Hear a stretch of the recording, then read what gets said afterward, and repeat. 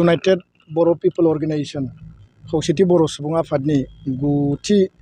बोसोरसालियाव जुथुमा annual conference गुवाहाटीनि बे श्रीमन्त शंकरदेव कलाक्षेत्रआव लानाय जादों आरो दिनै नैथि साननि हाबाफारियाव मोनसे सेमिनार दङमोन चेलेन्जेस एन्ड स्कोप माने इन ग्रेट बड' nation building with United social movement बे मोनसे टपिक होदों बिथांमोना आरो बेखौ लानानै आंखौ बिथांमोना बेखेवगिरि आलासि हिसाबै लिंहरदोंमोन आं गिबियावनो इउबिपिअनि आफादगिरि गाहाय नेहाथारि बिथांमोननिसिम साबायखर बावदों बर'नि गासै माहारियारि आफादफोरा बा ससियेल अर्गेनाइजेसनफ्रा खौसेयै हाबा मावनायनि बेयाव मोनसे एजेन्डा लानानै बे सेमिनारखौ लानाय जादों जेब्ला बर' हारियाव बेबायदि माखासे संकट फैदों खैफोद फैदों आरो जोंनि सार्भाइभेल आरो जोंनि रैखाथिनि कुइसन फैदों बर' हारियाव जिखि आफाद जाया मानो जिखि दल संगठन जाया मानो जोङो खौसेयै गसंबोदों आरो बे उदांस्रिनि सिगां आरो उदांस्रिनि उनाव जि थासारियावनो बर' हारिया खौसेयै जोङो नांनाय समाव जोङो ज' जानानै हाबा मावबोदों आरो बे माखासे बाथ्राफोरखौनो दिनै बेयाव सावरायनाय जाबाय बे मोनसे मोजां टपिक आरो बेखौ लानानै जोंहा इनडेप्थ डिसकासन आरो स्टाडि खालामनांगौ दंबावो दा बेखायनो इउबिपिअआ दिनै गोलाव सम गोबां समाजारि हाबा मावनायनि उनाव 9थि बोसोरसालियाव जुथुमा खुंफैनो हादों बे जोंनि थाखाय जोबोद बाख्नायथाव आरो उननि समाव समाज आरो माहारिनि थाखाय बिथांमोना हाबा मावलांगोन सेबा खालामलांगोन आं बेखौनो मिजिंथियो आरो जोंनि गेजेराव मोनसे खौसेथियै माहारि दानायनि थाखाय जोङो माहारिनि जायफोर जेंना जेंसिफोर दङ समाजारि रांखान्थि जोंहा एन्टि ससियेल जायफोर एलिमेन्ट्सफोर दङ एक्टिभिटिसफोर दङ लोगोसेयैनो नैबे जि जोंनि सोलोंथाइ जेंना जेंसि बर' मिडियाम बर' राव बिनि सायाव जोङो ज' हाबा मावलांनांगोन एकर्ड इमप्लिमेन्टेसननि थाखायथ' जों बयबो ज' हाबा मावनांगोन बेखौ जोङो गारनानै मालाबाबो जोंनि हाबाफारिया जोंनि सिमाङा आबुं जानाय नङा दा बेखायनो आङो बेखौ बेयाव रियेलाइज खालामनो गोजोनदों लोगोसे उदालगुरि डिलिमिटेसन समस्ति दाफामफिननाय बेखौ इलेक्सन कमिसन अफ इन्डिया भारतनि बिसायख'थि आय'गा फोसावदों 1 जानुवारिनिफ्राय बिनि जि अर्डार अधिघोषणाया आरम्भ जाबाय आरो बेबायदियै आसामनि 126टा समस्ति आरो 14टा लकसभा समस्ति बेखौ एरिया बिनि भिलेज बिनि पपुलेसन गासैखौबो नायनानै बे दाफामफिननाया जागोन आरो बांसिन बेयाव इम्पर्टेन्स होदों जे जिल्लानि सिङाव बा मोनसे प्रशासनिक एडमिनिस्ट्रेसननि सिङाव समस्तिफोरखौ बोरै थिग खालामनानै लाखिनो हायो दा बेखायनो बिटिआरआव सिगाङाव जोङो सलिड आरो पार्शियेलि माने आबुङै आरो माने खावस्लिङै प्राय 18टासो समस्ति दङमोन दा बेखौ दाजाब दानख' खालामनानै 14टा समस्ति एसेम्ब्लिनि समस्ति बेयाव दिन्थिनाय जों नुदों आरो 2 लकसभा सिट क'क्राझार आरो उदालगुरि बेयाव दिन्थिनाय जों नुदों आरो बे खसरा बा बे ड्राफ्टआ जाबाय 2001 सननि पपुलेसन सेन्सासखौ लानानै डिलिमिटेसन एक्ट 2002 बे मोनसे आयेननि गेजेरजों 2007 आरो 8आव बे ड्राफ्टखौ फोसावनाय जादोंमोन आरो बे ड्राफ्ट मथे आसामनि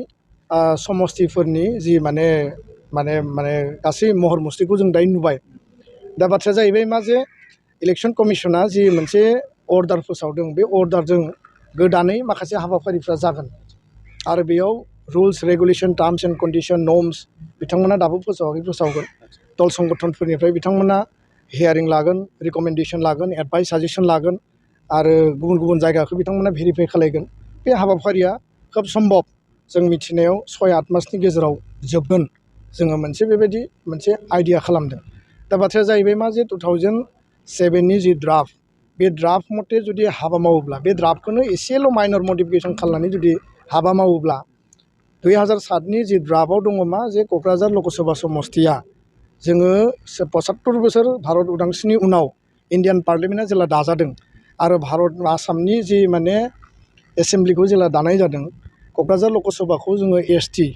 ट्राइबेल बा बर'फोरनि थाखाय मोनबोदों आरो 545 लकसभा समस्तियाव बा MPनि गेजेराव क'क्राझारनिफ्राय बर' मानसिया थांनानै दिल्लीयाव बर' हारिनि ट्राइबेलनि इन्टारेस्टआव खोथा बुंहैदों बे जोंनि फान्डामेन्टेल पलिटिकेल आरो कन्स्टिटिउसनेल मोनसे राइट दा बे जि ड्राफ्ट बे ड्राफ्टआव क'क्राझार समस्तिखौ डिरिजार्भ बा आनरिजार्भ खालामनानै अपेन देखायनाय जादों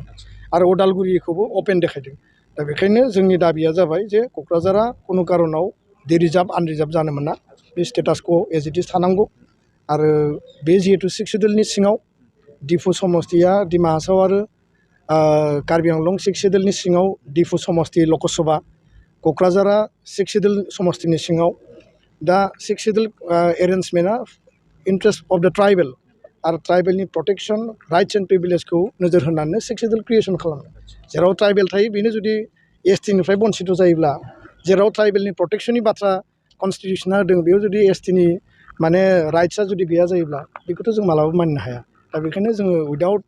एनि कमप्रमाइज जोंनि स्टेन्डआ क्लियार जों बेयाव आपस खालामनाय नङा जे क'क्राझारा एज इट इज बियो माने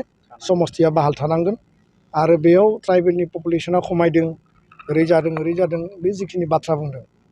ट्राइबेल पपुलेसना खमायाखै बेयाव सोरबा एनक्ल'ज खालामदों इलिगेलि सन्देहजनक नागरिकफ्रा दिनै हाबफैबाय आरो बिनि थाखायनोथ' गोबां समाव दाङाबाजि जाबाय माहारियारि दाङाबाजि जे जोंनि जायगाखौ सोरबा दखल खालामनो नागिरदों जोंनि बेलेन्ड ब्लकनि ट्राइबेलनि हाखौ एनक्ल'ज खालामदों आरो बे एनक्ल'ज खालामनायखौ सरकारा प्रटेक्शन होनांगौ जायफोर एनक्ल'ज खालामदों इलिगेलि एभिक्सन खालामनांगौ बे जोंनि दाबि खिन्थु बेखौ खालामनो थांनायावनो दरं उदालगुरियाव जाबाय क'क्राझार चिरां धुबुरी बे मोनसे हारियारि दाङाबाजि जाबाय गोबां समाव बेबायदि जाबाय थेवबो सरकारा बिनि सायाव जेरैबायदि प्रटेक्शन होनांगौ बेखौ लाबोआखै आरो बेखायनो आं खावलायो जे खुनु कारनाव बेखौ कमप्रमाइज खालामनाय जानाय नङा आरो भारत सरकार आसाम सरकार इलेक्शन कमिसन अफ इन्डिया जोङो क्लियार मेसेज होदों जे नोंथांमोना ट्राइबेलनि इन्टारेस्टनि उल्था मावोब्ला गणतान्त्रिक शान्तिपुर्ण जंगि आन्दलन जागोन आरो गाबोनो जोङो इनिशियेलि बर'नि गासै माहारियारि आफाद जोंनि थुनलाइ आफाद ट्राइबेल संघ आरो गासै माहारियारि आफाद पलिटिकेल पार्टि UPPL BPF बर'आ बर' मानसि जोंनि BJP खालामनाय बर' मानसि कंग्रेस माने दलाव जायफोर हाबा मावगासिनो दङ बयखौबो लानानै एक्स MP एक्स MLA जोङो ज' सावरायगोन बिथांमोननि मतामतखौ लागोन आरो इउनाइटेड मोनसे मुभमेन्टनि थाखाय जोङो बेयाव डिसकास खालामगोन आरो जोङो गुबुन गुबुन हान्जायाव थानो हानाय गोबां जोंहा एसे फारागथि थानो हानाय खिन्थु जातीय सार्थआव ट्राइबेलनि इन्ट्रेस्टआव पलिटिकेल राइट कनस्टिटिउसनेल राइटनि इन्ट्रेस्टआव बयबो ज' फैनांगौ आं बेखौनो गुरैयै खर' गंग्लायै खावलायहरबाय गोजोन्थों